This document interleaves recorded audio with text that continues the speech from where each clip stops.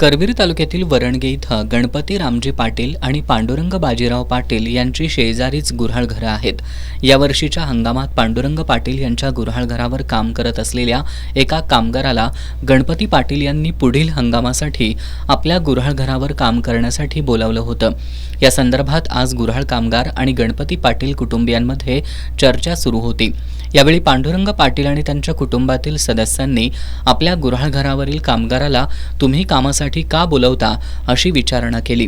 यातूनच गणपती पाटील कुटुंबीय आणि पांडुरंग पाटील कुटुंबीय यांच्यात मारामारी झाली।